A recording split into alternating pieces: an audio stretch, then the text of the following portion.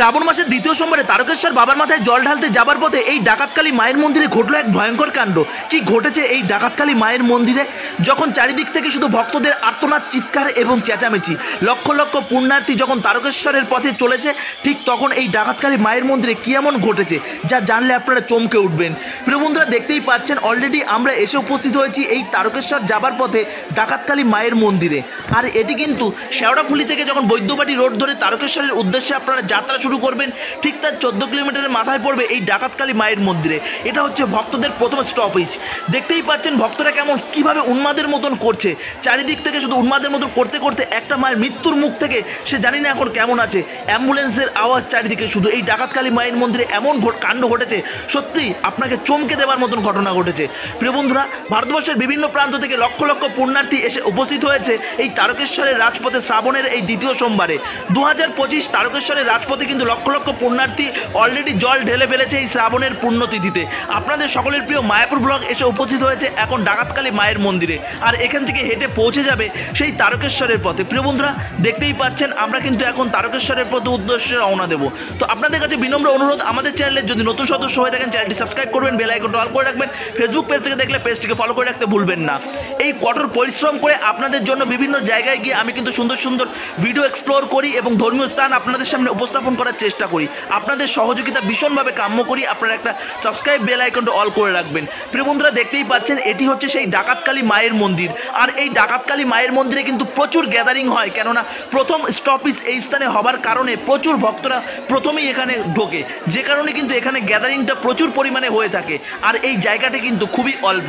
প্রিয় বন্ধুরা, এই জায়গাটিকে কেন্দ্র করে রয়েছে অনেক অলৌকিক লীলা কথা। আজ থেকে 500 থেকে 550 বছর আগেকার এই ঘটনাটি, এটা হচ্ছে কাল্পনিকভাবে এটা ধরা যেতে পারে। রঘু ডাকাতকে কেন্দ্র করে এই যে বিশাল এই যে কর্মকাণ্ডগুলো আজও হয়ে চলছে, সেটাই আজ আপনাদের সামনে আমি তুলে ধরার চেষ্টা করব।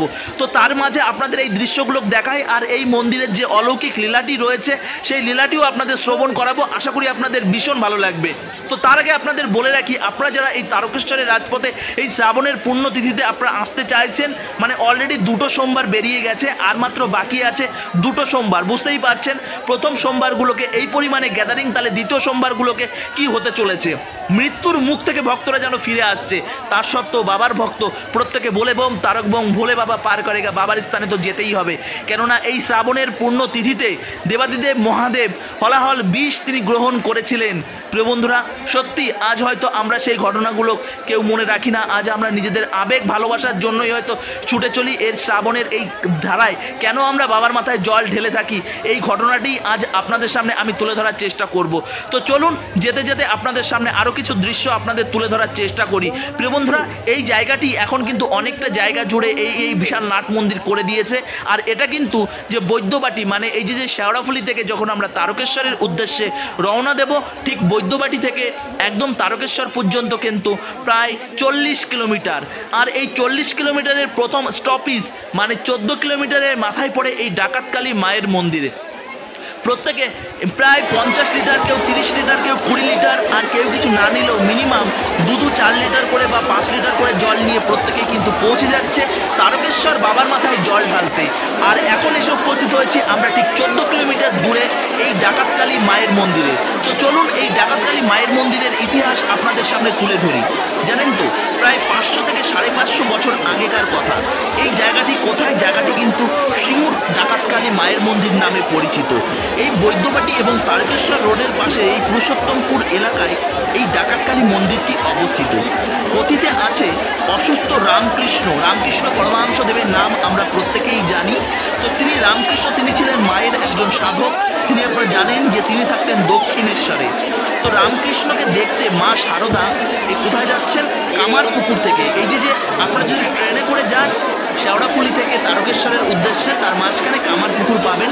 সেখানে মা শারদার মন্দির, মা শারদার আবির্ভাব স্থান সেখানে রয়েছে।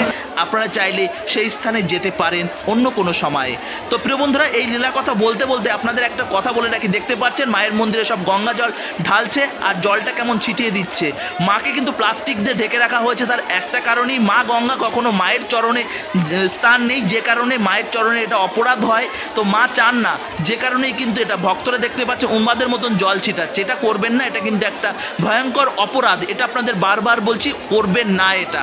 কেননা দেবাদিদেব মহাদেবের মাথায় জল ধারণ করে মা, মানে দেবাদিদেব মহাদেবের চরণে কিন্তু গঙ্গার আশ্রয়, সেটা মায়ের পায়ে গেলে মা নিজেকে কিন্তু মানে এটা নিজেকে তিনি করেন, যে কারণে কিন্তু এখানে মাকে আপনারা দেখতে পাবেন প্লাস্টিক দিয়ে ঢাকা থাকে, যাতে গঙ্গা জল মায়ের চরণে যাতে না লাগে। প্রিয় বন্ধুরা, আপনারা এটা করবেন না। আর দেখতে পাচ্ছেন জল ঢালার পর এখানে প্রচুর ঘট এখানে কিন্তু ফেলে রেখে গেছেন, এটা করবেন না, কারণ এটা ডাকাতকালী মায়ের মন্দির। এখান থেকে কিন্তু আপনাকে আরও অনেকটা পথ হাঁটতে হবে, আরও প্রায় 25 কিলোমিটারের কাছাকাছি আপনাকে কিন্তু হাঁটতে হবে, তারপর কিন্তু তারকেশ্বর পড়বে। এর মাঝখানে কাশী বিশ্বনাথ পাবেন, সেখানে কিন্তু ঢালতে পারেন, তারপর কিন্তু লোকনাথ মন্দিরেও ঢালবেন, ঢালার পর তারপর তারকেশ্বর মন্দিরে অল্প অল্প করে ঢালবেন, না হলে তারকেশ্বর বাবার মন্দিরে যেতে যেতে কিন্তু আপনার জলটা শেষ হয়ে যাবে। তো যাই হোক, আমরা যে আলোচনা করছিলাম এই যে ডাকাতকালী মায়ের মন্দিরের ইতিহাস, তাহলে 500 থেকে 550 বছর আগেকার কথা। সিঙ্গুর এই ডাকাতকালী মায়ের মন্দিরকে কেন্দ্র করে রয়েছে অনেক অলৌকিক লীলা। বৈদ্যবাটি তারকেশ্বর রোডে পুরুষোত্তমপুর এলাকায় এই ডাকাতকালী মন্দিরটি অবস্থিত। কথিতে আছে, অসুস্থ রামকৃষ্ণকে দেখতে মা শারদা কামারপুকুর থেকে দক্ষিণেশ্বরের পথে রওনা দিয়েছিলেন, আর রঘু ডাকাত আর গগন ডাকাত মায়ের পথ আটকেছিলেন। এই রঘু ডাকাত আর গগন ডাকাত কিন্তু এই ডাকাতকালী মায়ের মন্দিরের স্থাপন করেছেন। প্রিয় বন্ধুরা, আপনারা জানেন একটা সময় ছিল যে সময় ডাকাতিরা কিন্তু মাকে পুজো দিয়ে তবেই কিন্তু তারা ডাকাতি করতে বেরোতো। তারা কিন্তু কোনো গরিব মানুষকে ডাকাতি করতো না। জমিদার বা বিভিন্ন রকমভাবে যারা খারাপ মানুষ ছিল তাদের কাছ থেকে ধন নিয়ে তারা গরিবের মধ্যে দান করতেন। যাই হোক, আজ আমরা করব এই ডাকাতকালী মায়ের ইতিহাস সম্পর্কে। তো রঘু ডাকাত আর গগন ডাকাত মায়ের পথ আটকে ধরে ডাকাতির উদ্দেশ্যে। মায়ের পথ মানে এখানে মা মানে মা শারদা মায়ের কথা বলা হয়েছে। তো মাকে টেনে তিনি জঙ্গলে নিয়ে যায়, মানে তার কাছ থেকে যে সর্বস্ব লুট করবার জন্য। কিন্তু তখন মাকে দর্শন দেন তিনি, মানে এই মা শারদাকে কিন্তু তখন মা কালী রূপে তিনি কিন্তু দর্শন পান। কারা দর্শন পায়? এই রঘু ডাকাত এবং এই গগন ডাকাত। আপনারা প্রত্যেকেই জানেন মা কালীর অবতার হিসাবে অনেকেই কিন্তু শারদা মাকে ধারণা করে থাকেন। তো যে কারণে কিন্তু এই লীলা থেকে আমরা কিন্তু অনেকটা পরিষ্কার হয়ে যেতে পারি, যে কারণে আজও এইখানে কিন্তু দেখতেই পাচ্ছেন মেইন ফটোকে কিন্তু মা শারদার সুন্দর একটি ছবি আপনারা দেখতে পাবেন। আর আজও কিন্তু এটা স্থান আছে। আর আজ এই সুন্দর মন্দির, এই সুন্দর রাস্তাঘাট আমরা দেখতে পাচ্ছি, এটা কিন্তু একটা সময় এখানে এতটা কিন্তু ছিল না। এখানে ছিল ঘন জঙ্গল। তো সন্ধ্যা নামার পরই এই ডাকাতের আস্তানায় মা শারদাকে এই যে স্থানটায়, এই স্থানটায় কিন্তু মা শারদাকে তারা আশ্রয় দেন। যখন মা শারদাকে তারা কালী রূপে দেখেন, তো তারপর মা শারদাকে এই স্থানে তারা আশ্রয় দিয়ে থাকেন এবং ডাকাতের মা শারদাকে ডাকাতে রাখতে দেয়। এবং এই জায়গাটায় তারা কিন্তু একটা সুন্দরভাবে মা শারদাকে যথেষ্ট মানে আপ্যায়ন করে রেখেছিল। মা শারদাকে তখন কি খেতে দেবে? ডাকাতরা কি খায়? ডাকাতরা তো সব জানেন, এই তো উল্টো পাল্টা সুরা এইসব খেয়ে কাটিয়ে দেয়। মা শারদাকে তখন কি দেবেন? তখন চাল আর কড়াই ভাজা দিয়েছিলেন, চাল ভাজার সঙ্গে কড়াই ভাজা তো দিয়েছিলেন মা শারদাকে।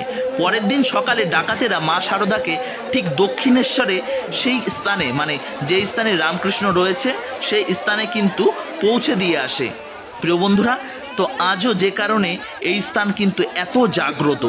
প্রিয় বন্ধুরা, তো এই যে মায়ের প্রথম নৈবেদ্য প্রসাদ হিসাবে চাল আর কড়াই ভাজা আজও কিন্তু দেওয়া হয়।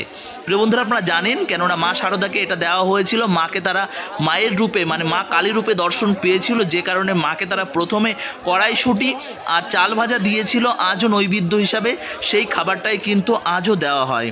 এছাড়া লুচি ভোগ, ফল ভোগ পুজোর প্রসাদ হিসাবে দেওয়া হয়। তবে কালী পুজোর দিন 4 প্রহরে 4 বার পুজো দেওয়া হয়। পাশাপাশি এখানে কিন্তু একটা বলি প্রথাও রয়েছে। তবে যুগ এবং কালের বশের সঙ্গে সঙ্গে এই বলি প্রথা আজকে উঠতে বসেছে। এটা অত্যন্ত গুরুত্বপূর্ণ এবং ভীষণ ভালো উদ্যোগ।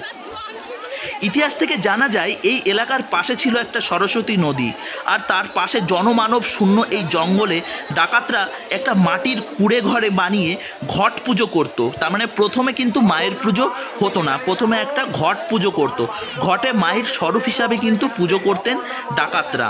তো তখনকার সময় ডাকাতরা কিন্তু নরবলিও করতো, কিন্তু পরবর্তী সময় সেই নরবলি প্রথাটা কিন্তু উঠে যায়, কেননা মা সেটাকেও কিন্তু একটা লীলা রয়েছে, যে কারণে সেই নরবলি প্রথাটা কিন্তু উঠে যায়। পরে বর্ধমানের রাজা তিনি কিন্তু এই সিঙ্গুরের এই যে মন্দিরটি, সেই মন্দিরটি কিন্তু তিনি নির্মাণ করেন।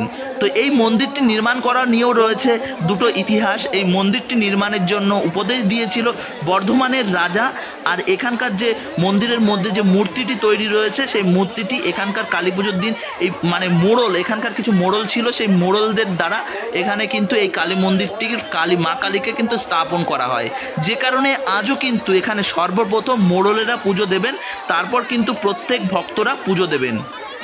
তো এই অন্যান্য ভক্তদের পুজো নেওয়া হয় এই মোড়লদের পুজোর পর।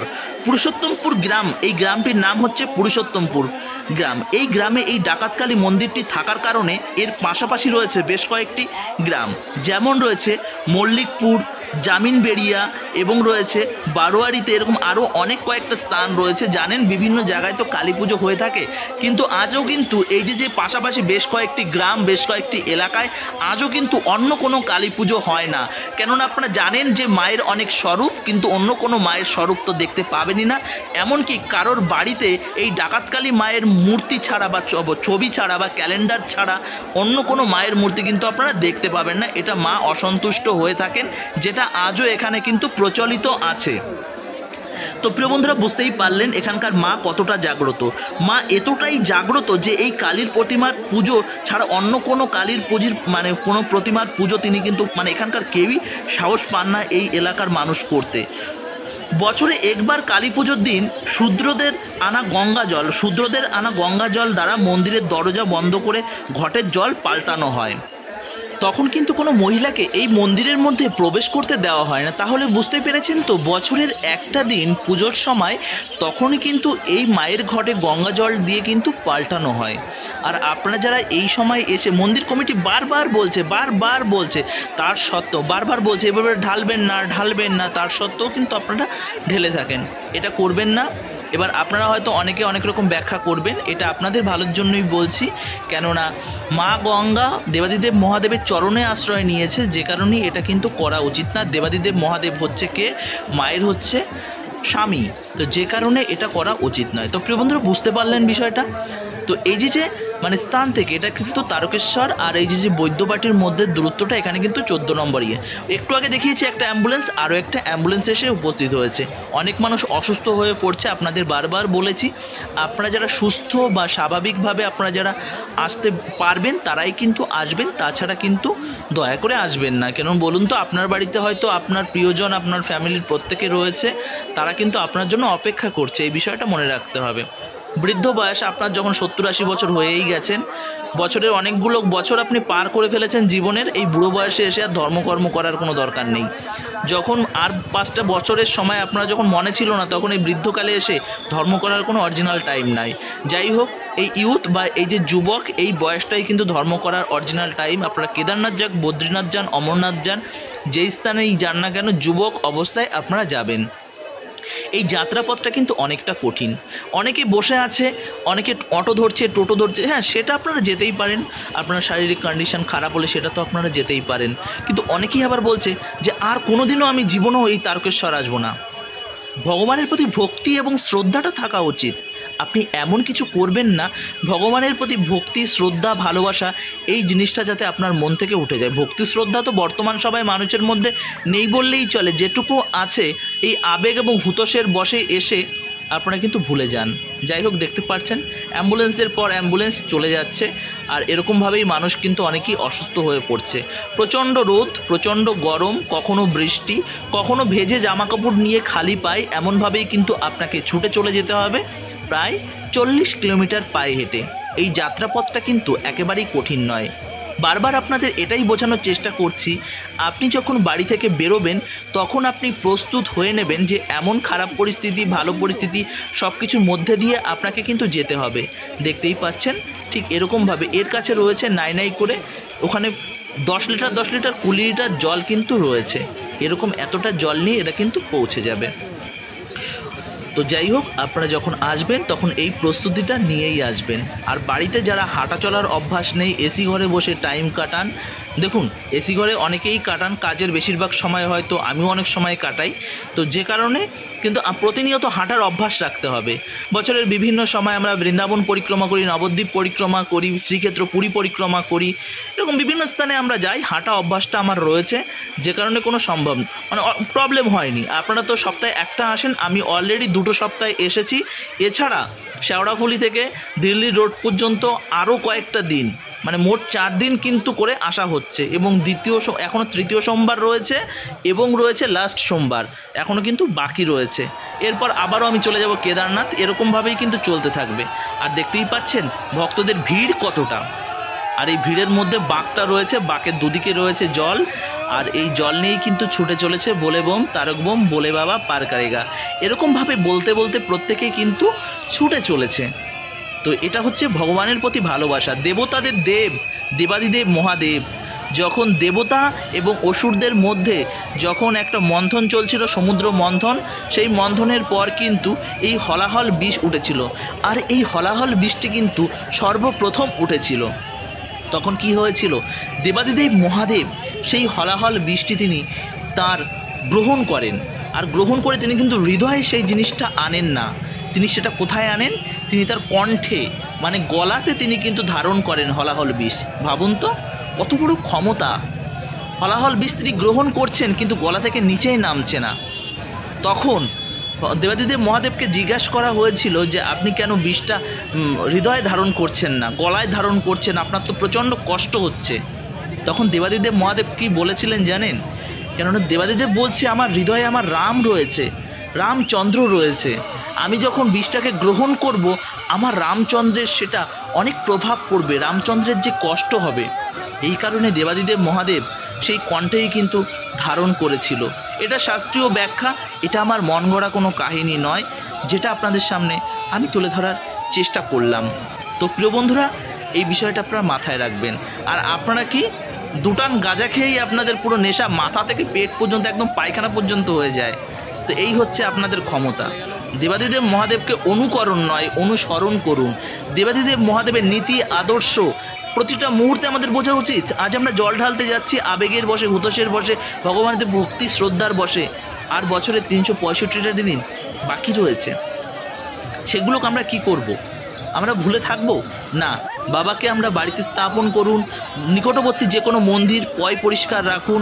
সেই সমস্ত মন্দিরগুলোকে গাঁজার ঠেক বানিয়ে তুলবেন না, দেশি মদের ঠেক বানিয়ে তুলবেন না।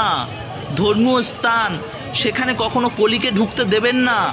কেননা মন্দিরের মধ্যে মানে কলি ভগবানের কাছে জানতে মানে কি বলবো, তিনি স্থান চেয়েছিল। তখন কলিকে কোথায় কোথায় স্থান দিয়েছিলেন জানেন? এই মন্দিরের মানে কি, মন্দিরের মধ্যে যেরকমভাবে অনেকে আছেন যে মন্দিরের মধ্যে কলি স্থান করবেন না, মন্দিরের মধ্যে শুধু। আর স্থান দিয়েছিল জুয়া, পাশা, নেশা, এইগুলোকে মধ্যে কলির স্থান রয়েছে। আর কলিকে কিন্তু মন্দিরের মধ্যে ঢোকার কোনো পারমিশন কিন্তু দেয়নি। আর আজ কি হচ্ছে, আমরা কলির জীব হয়ে সেই মন্দিরের মধ্যেই তাস খেলছে, মন্দিরের মধ্যেই জুয়া খেলছে, মন্দিরের মধ্যেই নেশা করছে। এটা বিভিন্ন পাড়ার যে ছোট ছোট শিব মন্দির, কালী মন্দিরগুলো দেখা যায়, এই মন্দিরগুলোকে কিন্তু এমন ঘটনা ঘটছে। তো যাই হোক, আপনারা যারা এলাকার যুবক রয়েছেন, সচেতন নাগরিক হিসাবে রয়েছেন, সনাতন প্রেমী রয়েছেন, সনাতন ধর্মকে আপনারা যারা ভালোবাসেন, তারা প্রত্যেককে অ্যাক্টিভ হন, প্রত্যেককে সচেতন করুন। সনাতন ধর্ম যাতে সুন্দরভাবে সাজিয়ে গুছিয়ে আমরা ধরে রাখতে পারি, সেই বিষয়ে আমাদের এগিয়ে আসতে হবে প্রত্যেককেরই। প্রিয় বন্ধুরা, বিষয়টি দয়া করে খারাপভাবে নেবেন না, বিষয়টাকে একটু পজিটিভলি নেওয়ার চেষ্টা করবেন। বুঝতেই পারলেন, শুধু এই যাত্রাপথ আমাদের একদিনের নয়। আমরা সনাতনীরা প্রত্যেক দিন আমরা বাবার ভক্ত, দেবাদিদেব মহাদেবকে আমরা শুদ্ধ মনে বাড়ি থেকে শুদ্ধ ঘট একটা নিয়ে বাবার মাথায় জল ঢালবো। একটা বেলপাতাও যদি আপনি দেন না, তাতেই কিন্তু বাবা সন্তুষ্ট। বাবা এতটাই ভোলা, এতটা ভোলা ভালা না, ভক্তদের কোনো দোষ ত্রুটি তিনি কিন্তু দেখেন না। তার মানে এটা নয় যে আমরা দোষ ত্রুটি করতেই থাকবো না, এটা নয়। আমরা প্রত্যেকে মিলেমিশে থাকবো। আমরা সনাতনী ভাইরা কোথাও প্রবলেমে পড়লে আমরা এগিয়ে যাব। আমাদের কোনো সনাতনী বোনের উপর কেউ চোখ তুলে তাকালে তার চোখ উপড়ে নেব। আমার সনাতনী বোনের ওপর কেউ যদি কোনো আঘাত আনে আমরা প্রত্যেকে একত্রিত হয়ে আমরা তার প্রতিবাদ করব। রাস্তাঘাটে আমার কোনো সনাতনী মা যদি অসুস্থ হয় তাকে আমরা হসপিটালে পৌঁছে দেব। আমার কোনো সনাতনী বোন যদি বিবাহযোগ্য হয়ে তার মা বাবা যদি বিবাহ দিতে পারছেন না, আমরা প্রত্যেককে চাঁদা তুলে আমরা তার বিবাহ দেব। আসুন আমরা সংঘবদ্ধ হই, আমরা একত্রিত হই, আবারও সেই পুরনো দিনের সনাতনীতে আমরা ফিরে যাই। আমরা দিনের এবং কালের বশের সঙ্গে সঙ্গে আমরা ছন্নছাড়া হয়ে গেছিলাম, এখন সময় এসেছে আবারও আমরা সংঘবদ্ধ হই, আমরা একে অপরের সহযোগিতা করি। কোনো বোনকে উল্টোপাল্টা টোন টিটকিরি করবো না, কাউকে আমরা খারাপ দৃষ্টিতে দেখব না। যদি আমরা তাকে ভালো লাগে, ভালোবাসার অ্যাঙ্গেলে আমরা যদি তাকে ভালোবাসি, অবশ্যই ভালোবাসুন, তাকে শ্রদ্ধা করুন, তাকে সম্মানের চোখে আপনারা দেখুন। প্রেম ভালোবাসা এটা আমাদের কলির স্বভাব, এটা আমাদের মধ্যেই থাকবেই। কিন্তু এই জিনিসটা আমাদের যখন হাজার জনের সঙ্গে না হয়, হাজার বোনের জীবন যাতে নষ্ট না হয়, এই বিষয়ে আমরা কিন্তু এই বাবার মাথায় জল ঢালতে ঢালতে আমরা কিন্তু প্রতিজ্ঞাবদ্ধ হতে পারবো। বিশেষ করে আমাদের মায়েদের কিন্তু আমাদের সম্মানের চোখে দেখতে হবে। আর আমাদের মা এবং বোনেদেরও বলছি, তোমাদেরও দোষ ত্রুটি কিছু কিছু আছে, বর্তমান সময় দেখা যায় তোমরাও কিন্তু অনেক অসঙ্গতিপূর্ণ কার্যকলাপ এবং বিভিন্ন রকমভাবে করেন। এই যাত্রাপথে অনেক মায়েদের আমি দেখেছি গাঁজা ফুঁকতে, সিগারেট খেতে, ড্রিঙ্কস মানে বিভিন্ন রকমভাবে অ্যালকোহল খেতে। এটা করবেন না মা, আপনাদের আমি শ্রদ্ধা করি। আমরা চরণে আমাদের কাছে আপনারা হচ্ছে লক্ষ্মী, মা দুর্গার অবতার। আপনাদের কাছে আমার সম্মান জানানো উচিত। আপনারা এমন কিছু করবেন না যেটা কিন্তু আপনাকে কালিমালিপ্ত করতে পারে। মা, আপনাদের কাছে হাত জোর করে এই ছোট্ট সন্তানের একটা অনুরোধ, বোন এই দাদার একটা ছোট্ট অনুরোধ, এটা তোমাদের কাছে আমি রাখতেই পারি। এরপরেও হয়তো অনেকে আমাকে গালিগালাজ করবে। যারা গালিগালাজ করবে তারা বুঝতে হবে যে সনাতন ধর্মের মধ্যে কিছু কুলাঙ্গার থাকে, তারা তাই। আমি আপনাদের ভালোর জন্য কথাটা বলছি। সনাতন ধর্ম যাতে সুস্থ হয়ে ওঠে এটা আমি চাই। আমি দীর্ঘদিন ধরে ইস্কনের ভক্ত, সেই ছোট্টবেলা থেকে বিভিন্ন আরএসএস রাষ্ট্রীয় স্বয়ংসেবক সংঘ কৃষ্ণনগরের সঙ্গে আমি দীর্ঘদিন ধরে যুক্ত। আরএসএসের বিভিন্ন রকমের কোর্স, আমি বিভিন্ন রকম রাষ্ট্রীয় স্বয়ংসেবক সংঘের বিভিন্ন রকমভাবে কোর্স আমি কিন্তু অনেকবার করেছি। এমনকি আমাদের কৃষ্ণনগরে বিভিন্ন রকম শাখা হয়, সেখানেও আমি যুক্ত হয়েছি। শুধুমাত্র কি আমার মা বাবার কাছ থেকে আমি এটাই বুঝেছি যে সনাতন ধর্মের আমি একজন যোদ্ধা, আমি এই হিসাবে আমি ছুটে চলি। এবং প্রত্যেক সনাতনীরা কোথাও কোনো আক্রান্ত হলে আমাদের কৃষ্ণনগরের একটা গ্রুপ রয়েছে, আমরা কিন্তু সেখানে ছুটে যাই। আমাদের গ্রুপ লিডার পার্থদা, তিনি কিন্তু আমাদের অনুপ্রেরণা, তিনি কিন্তু প্রতি মুহূর্তে আমাদেরকে অনুপ্রেরণা জুগিয়ে যায়। তো প্রিয় বন্ধুরা, দেখতেই পাচ্ছেন এই যাত্রাপথে অনেক কঠিন পরিস্থিতির মধ্যে দিয়ে ভক্তরা ছুটে যাচ্ছে, ঠিক যেমন পরিস্থিতি কিন্তু আমাদের সনাতনীদের অনেক মুহূর্তে হয়ে থাকে। তো প্রিয় বন্ধুরা, আজকের ভিডিওটি এই পর্যন্তই। ভালো থাকুন, সুস্থ থাকুন, আর এইভাবে মায়াপুর ব্লগের সঙ্গে জুড়ে থাকুন, যাতে মায়াপুর ব্লগ আপনাদের সকলের প্রিয় মায়াপুর ব্লগ ভারতবর্ষের বিভিন্ন ধর্মীয় স্থানে সুন্দর সুন্দর আপডেট আপনাদের সামনে তুলে ধরতে পারে। আপনাদের সহযোগিতা কাম্য করব। ভিডিওটি বেশি বেশি করে শেয়ার করুন, যাতে যারা বাড়িতে আছে তারা বাড়িতে বসে এই তারকেশ্বরের সুন্দর সুন্দর ভিডিও তারা বাড়িতে বসে দর্শন করতে পারে। অনেক বয়স্ক ভাই প্রভুরা রয়েছে, বাবারা রয়েছে, মায়েরা রয়েছে, তারা বাড়িতে বসে আছেন, তারা আসতে পারছেন না। ভার্চুয়ালিভাবে আমাদের সঙ্গে যুক্ত থাকুন, যাতে ভার্চুয়ালিভাবে আপনারা পৌঁছে যেতে পারেন তারকেশ্বরের পথে। তো আজকের মতন এই পর্যন্তই। পরবর্তী ভিডিওর জন্য অবশ্যই অপেক্ষা করুন। আর কমেন্ট সেকশনে হর হর মহাদেব লিখতে ভুলবেন না, কেননা আপনাদের সুন্দর একটি কমেন্ট আমার পড়তেও ভালো লাগে। কেননা আপনারা হচ্ছে প্রত্যেকে আমাদের এই সুন্দর পরিবারের একটি অঙ্গ। আপনাদের প্রত্যেকটা কমেন্ট আমি পড়ি এবং রিপ্লাই দেওয়ার চেষ্টা করি। ব্যস্ততার কারণে অনেক সময় হয়তো সেটা হয়ে ওঠে না। তো যাই হোক, কিন্তু আপনাদের প্রত্যেকের কমেন্ট পড়ার আমি চেষ্টা করি। তো এবছর আপনারা কারা কারা আসছেন অবশ্যই আমাদের কমেন্ট করে জানাবেন। আর অলরেডি যারা জল ঢেলে গেছেন তাদের অভিজ্ঞতা কী আছে সেটা জানাতেও ভুলবেন না। তো প্রিয় বন্ধুরা, নেক্সট তৃতীয় সোমবারে আপনারা কারা কারা আসার প্রস্তুতি নিচ্ছেন অবশ্যই আমার ভিডিওগুলো দেখে যাবেন, তাহলে হয়তো আপনাদের একটু হলেও হেল্প হবে। কেননা রাস্তাঘাটে অনেক রকম সমস্যার সম্মুখীন হতে হচ্ছে, যেগুলো আপনারা কিন্তু সাবধান হয়ে যাবেন। পরবর্তীতে আর আপনাদের এই সমস্যাটা হবে না। আজকের মতন এই পর্যন্তই। হরে কৃষ্ণা, হর হর মহাদেব, জয় বাবা তারকনাথ। ভালো থাকুন, সুস্থ থাকুন, আর আমাদের সঙ্গে জুড়ে থাকুন। জয় শ্রীলা প্রভুপাদ। হরে কৃষ্ণা।